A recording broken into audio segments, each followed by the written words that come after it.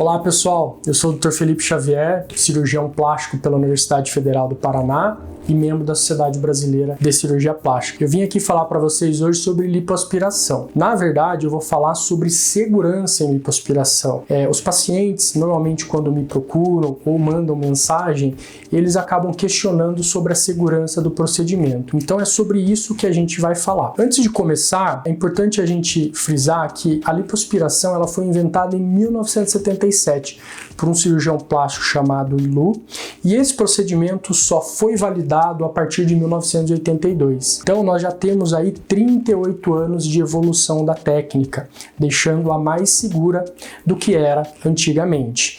Então, sempre que os pacientes me perguntam se a lipoaspiração é segura, eu respondo sim. Porém, é preciso seguir algumas normas e orientações. Então eu vou listar algumas coisas que eu acho fundamental para a gente garantir a segurança de uma lipoaspiração. A primeira delas é com relação à seleção do teu cirurgião. Então, o profissional que está capacitado para realizar a lipoaspiração é um médico com 6 anos de formação acadêmica, que depois passou por mais 2 anos de residência médica em cirurgia geral, depois mais 3 anos em residência médica de cirurgia plástica, e no final de tudo isso ele ainda foi aprovado numa prova de proficiência da Sociedade Brasileira de Cirurgia Plástica. Então, para garantir que você está escolhendo um cirurgião capacitado para a tua cirurgia, você pode entrar no site da Sociedade Brasileira de Cirurgia Plástica, vai ter um item dentro do site que chama Encontrar seu cirurgião e você consegue descobrir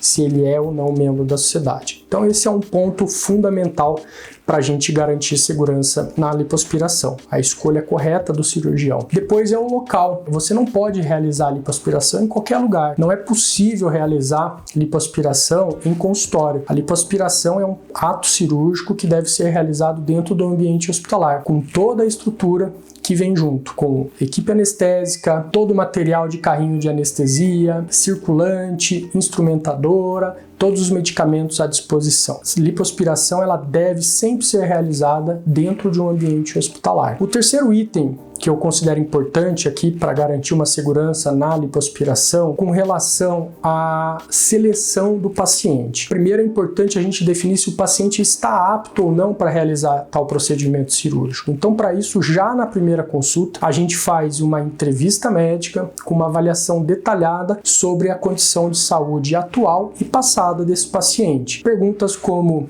doenças que o paciente tem, medicamentos que ele faz uso, hábitos de vida, cirurgias prévias, alergias. Então, tudo isso é abordado nessa consulta para a gente fazer uma estratificação do risco cirúrgico desse paciente. No final dessa avaliação médica, a gente ainda solicita uma série de exames laboratoriais, radiológicos, cardiológicos e, em alguns casos, ainda pode ser necessário avaliações complementares, como nutricionista, psicólogo, eventualmente um cardiologista, para que no final dessa avaliação, com os dados da avaliação médica junto com o resultado dos exames, a gente consegue avaliar se esse paciente tem condições ou não de realizar a cirurgia. Dentro desse quesito é importante a gente falar sobre o peso. Na lipoaspiração, ela não pode ser considerada um procedimento para emagrecer. Ela é um procedimento para esculpir o corpo. Então o paciente ideal para realizar esse procedimento